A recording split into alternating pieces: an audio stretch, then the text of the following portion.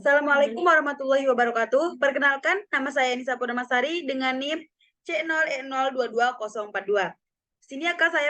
Sini saya akan menjelaskan pengertian KUP, hak dan kewajiban WP dan Fiskus NWP dan NPPKP. Pertama, ketentuan umum perpajakan. Sebagai pajak formal, Undang-Undang Ketentuan Umum dan Tata Cara Perpajakan KUP mengatur mengenai prosedur tata cara pemenuhan hak dan kewajiban perpajakan serta sanksi-sanksi bagi yang melanggar kewajiban perpajakan. Dengan kata lain, Undang-Undang KUP mengatur ketentuan formal dalam melaksanakan hukum pajak material seperti Undang-Undang Pajak Penghasilan, disebut PPH, Undang-Undang Pajak Pertambahan Nilai, dan Pajak Penjualan atas barang mewah atau disebut PPN dan PPNBM. Undang-Undang Pajak Bumi dan Bangunan disebut PBB, Undang-Undang Bea Perolehan Hak Atas Tanah dan Bangunan disebut BPHTB, Undang-Undang Bea Materai, Undang-Undang Penagihan Pajak dengan Surat Paksa PPSP, dan Undang-Undang Pengampunan Pajak.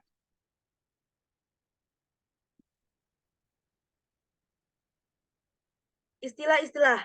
Yang pertama, wajib pajak, orang pribadi atau badannya menurut ketentuan peraturan perundang-undangan perpajakan ditentukan untuk melakukan kewajiban perpajakan termasuk pemungut pajak atau pemotong pajak tertentu, atau orang atau badan yang telah memenuhi syarat-syarat kewajiban pajak subjektif dan objektif. Pertama, subjek pajak. Orang badan telah menyatakan sebagai subjek hukum yang dikenakan pajak menurut ketentuan peraturan perundangan. Objek pajak. Semua penghasilan nilai kekayaan, penyerahan barang dan jasa, nilai uang dalam transaksi atau lainnya yang menurut perundangan pajak dikenakan pajak. Kedua, hak dan kewajiban WP Fiskus. Hak wajib pajak. Yang pertama, hak menghitung pajak sendiri. Yang kedua, hak melakukan pembetulan. Yang ketiga, hak mengajukan permohonan restitusi. Yang keempat, hak memperoleh kepastian hukum terhadap restitusi yang dimohon. Yang kelima, hak memperoleh pembayaran restitusi dalam waktu 1 bulan. Yang keenam, memperoleh surat pemberitahuan SPT.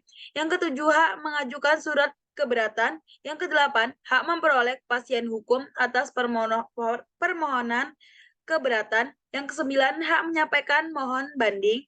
Yang ke-10, hak mengajukan keberatan atas keputusan sanksi.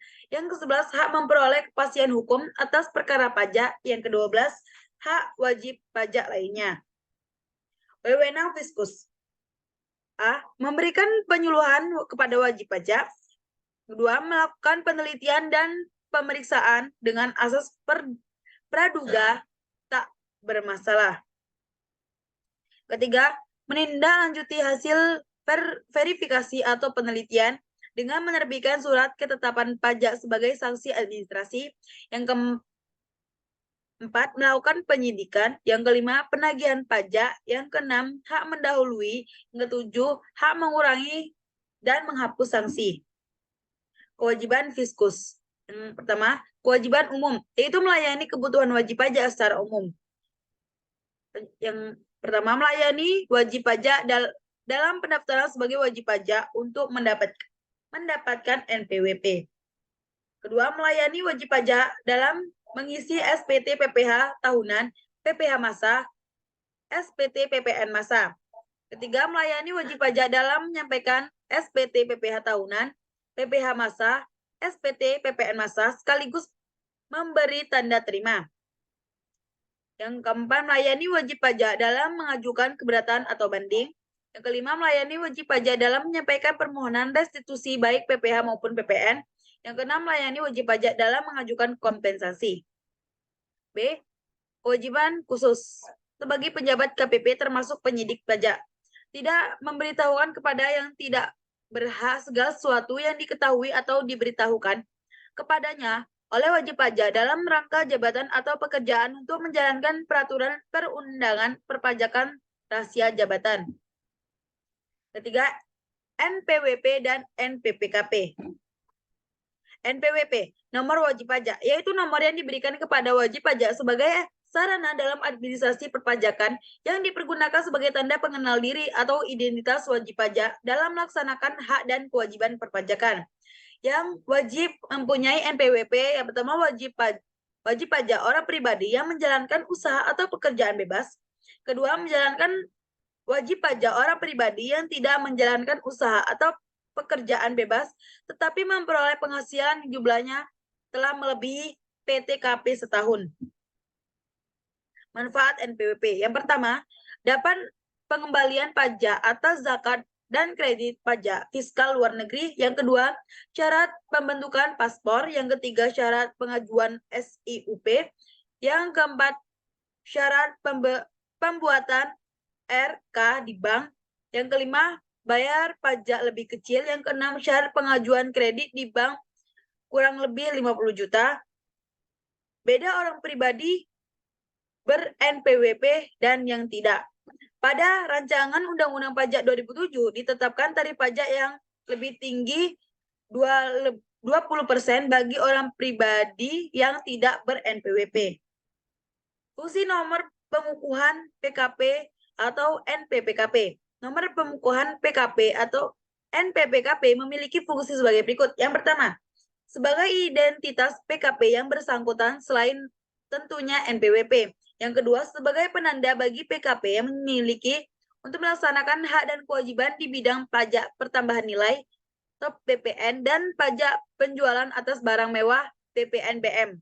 Yang ketiga, sebagai pengawasan administrasi perpajakan. Syarat-syarat pendapatan nomor pengukuhan PKP atau NPPKP. Untuk mendapatkan nomor pengukuhan PKP, pengusaha baik pribadi maupun badan harus memenuhi kriteria PKP yang utama adalah memiliki omset atau perderan bruto usaha dalam setahun sebesar 4,8 miliar. Nomor pengukuhan pengusaha kena pajak NPPKP merupakan nomor identitas pengusaha kena pajak atau PKP yang disematkan saat pengusaha dikukuhkan sebagai PKP lewat surat pengukuhan PKP. Jika pengusaha sudah mendapat nomor pengukuhan PKP atau NPPKP, berarti PKP tersebut dinyatakan sudah resmi menjadi PKP dan dengan demikian terkait kewajiban-kewajiban perpajakan yang diperuntukkan bagi PKP. NPPKP ini berbeda dengan NPWP. Meski keduanya berfungsi sebagai identitas perpajakan, perbedaannya adalah NPWP merupakan identitas wajib pajak, baik pribadi maupun badan yang merupakan identitas atau bukti kepesertaan dalam melakukan hak dan kewajiban perpajakan. Sedangkan NPPKP lebih menitik beratkan pada identitas wajib pajak perorangan atau badan yang terkait pada kewajiban perpajakan untuk PKP. Sekian yang bisa saya jelaskan. Terima kasih. Assalamualaikum warahmatullahi wabarakatuh.